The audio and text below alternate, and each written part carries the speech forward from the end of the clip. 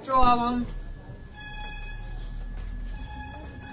Next इकाई जो है चौथा का निम्नलिखित प्रश्नों के उत्तर, यानी कि कम से कम हमें अब कितना शब्दों में देना है, 200 शब्दों में देना है। तो इसमें सबसे पहला क्वेश्चन है, प्राकृतिक संसाधनों का वर्गीकरण उपयुक्त उदाहरण के साथ प्रस्तुत करें।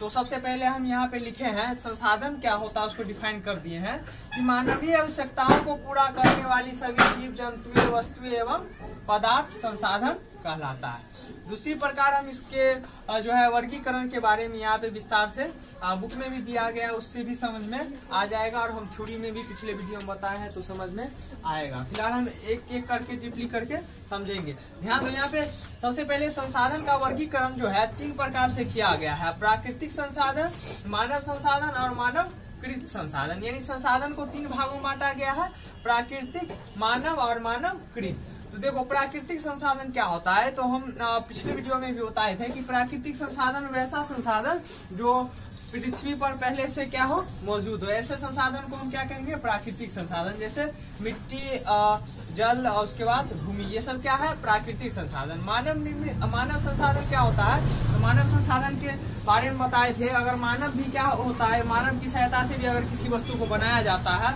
अगर मान लो किसी मकान में बनाते समय मजदूर का काम अगर मानव करता है, उस समय में भी क्या हुआ, मानव एक संसाधन के रूप में हुआ, इसीलिए क्या हुआ, मानव एक संसाधन हुआ। तीसरी बात यह है कि मानव कृत संसाधन क्या है। मानव कृत संसाधन का मतलब कृत मतलब मानव के द्वारा बनाया गया जो भी वस्तु है वो सभी क्या है, किसके अंतर्गत आएगा, मानव संसाधन के अंतर्गत आएगा। अब नेक्स्ट यहाँ पे क्या किया गया है कि ये दोनों को डिफाइन नहीं किया गया, इसको आगे में वर्गीकृत नहीं किया गया, लेकिन प्राकृतिक संसाधन को 5 भागों में वर्गीकृत किया गया है। तो सबसे पहला भाग है विकास एवं उपयोग की दृष्टि से संसाधन कितने प्रकार के होते हैं, तो 2 प्रकार के, वास्तविक और संभाव्य संसाधन। अब हम वास्तविक संसाधन के बारे में जानेंगे और संभाव्य संसाधन के बारे में जानेंगे।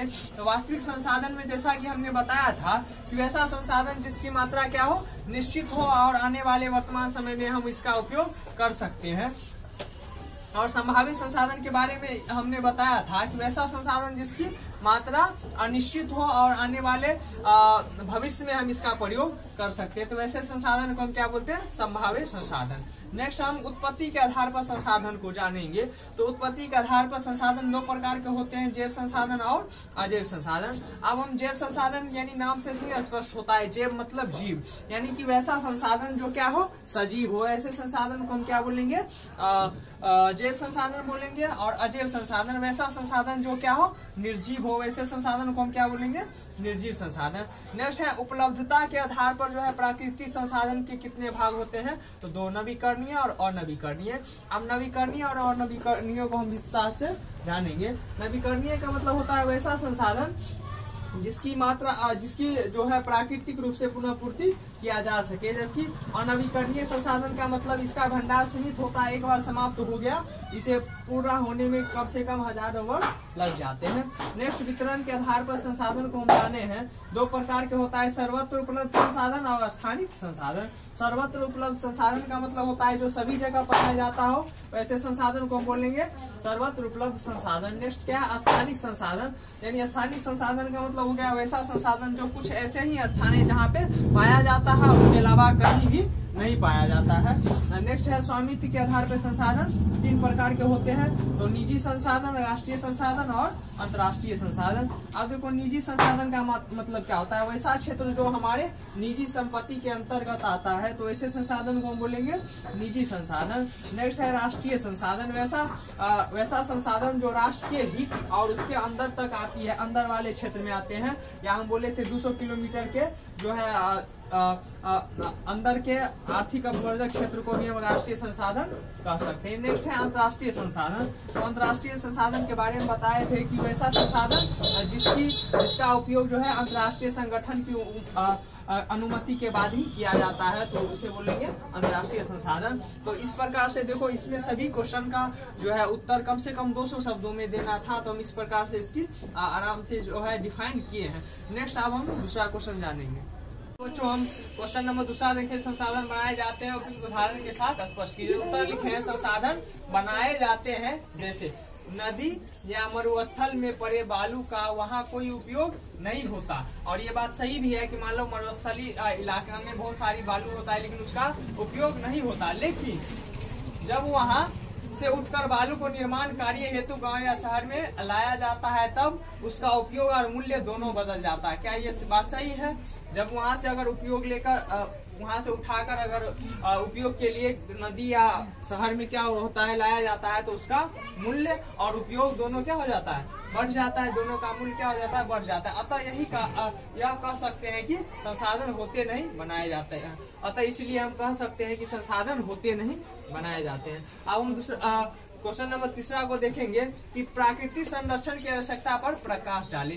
सिंपली तौर पे अब मान लो इतना जो हम लिखे हैं इसको याद करने की कोई जरूरत नहीं है। इसमें मेन पॉइंट क्या लिखे हैं उसको हमें समझना है। तो इसमें उत्तर हम लिखे प्राकृतिक संसाधनों के बिना मानव जीवन का संकल्प ही नहीं किया जा सकता, परंतु इन संसाधनों के उपयोग के लिए तकनीकी एवं संरक्षण अनिवार्य है। मनुष्य ने अपनी आवश्यकता पूर्ति के लिए संसाधनों का अत्यधिक दोहन किया है। हमने इसका इस्तेमाल तो किया ही है लेकिन इसे इस प्रकार प्रदूषित भी कर दिया है कि वे आज सीधे उपयोग के लायक नहीं रह गए हैं। यही नहीं, हमने कई प्राकृतिक संसाधनों का इतना अत्यधिक खनन किया है कि इसके भंडार धीरे धीरे समाप्ति की ओर बढ़े जा रहे हैं। भविष्य में इनके भंडार खत्म होने की पूरी आशंका है। मानव जीवन इसी तरह चलता रहे इसके लिए हमें क्या होना जरूरी है बताओ तो?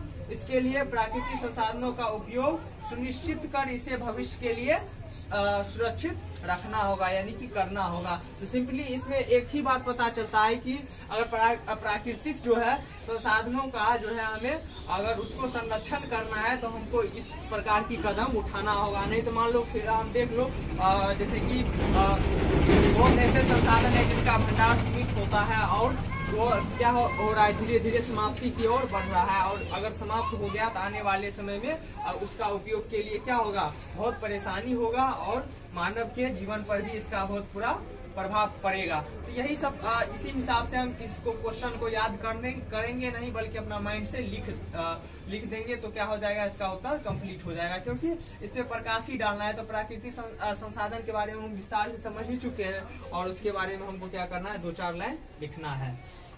तो अब हम क्वेश्चन नंबर 4 की ओर चलेंगे। हाँ तो बच्चों आज हम इस अध्याय का लास्ट क्वेश्चन देखेंगे। संसाधनों के अत्यधिक दोहन से मानव ने संकट पैदा कर लिया है, इस कथन से आप कहाँ तक सहमत है? तो हम इसका उत्तर लिखिए, संसाधनों के अत्यधिक दोहन से मानव ने संकट पैदा कर लिया है, इस कथन से हम कुछ हद तक सहमत है। तो कुछ हद तक हमको सहमत भी होना होगा क्योंकि संसाधन पर भी हम क्या है? निर्भर है। क्योंकि मानव प्राकृतिक संसाधनों का इतना ज्यादा खनन एवं उपयोग किया है। खनन का मतलब क्या? बर्बादी किया है और उपयोग किया है, जिससे क्या हुआ है कि इसके भंडार समाप्ति की ओर जा रहे हैं। इसके भंडार समाप्ति की ओर जा रहे हैं और भविष्य में इसके भंडार खत्म होने की भी पूरी आशंका है। जब भंडार खत्म हो जाएगा तो उस संसाधन को कहाँ से लाएंगे? क्योंकि मान लो जैसे कोयला हो गया, इसको पुनः पूर्ति होने में हजारों वर्षों लग जाते हैं। तो इसीलिए क्या है? भविष्य में इसकी पूरी होने की क्या है? आशंका है। क्योंकि मानव के लिए संसाधन का होना उतना ही जरूरी है जितना मानव जीवन सतत चलता रहे। कहने का मतलब क्या? जितना संसाधन जरूरी है जितना उतना ही मानव जीवन के लिए क्या है? सतत, यानी उसी प्रकार से चलना मानव जीवन को चलने के लिए संसाधन की भी जरूरी है। अतः उपयुक्त बात से यह पता चलता है कि संसाधनों के अत्यधिक दोहन से मानव ने संकट पैदा कर लिया है। तो इस प्रकार से मेरा संसाधन चैप्टर था बिहार बोर्ड किताब का जो था पहला चैप्टर वो क्या हो गया है? समाप्त हो गया है। तो यानी कि समाप्त हो गया है। और यदि आपको मेरे पूरे जो है वीडियो में अगर कुछ सीख मिलती है तो प्लीज सब्सक्राइब करें, लाइक करें और बेल आइकन जरूर प्रेस करें।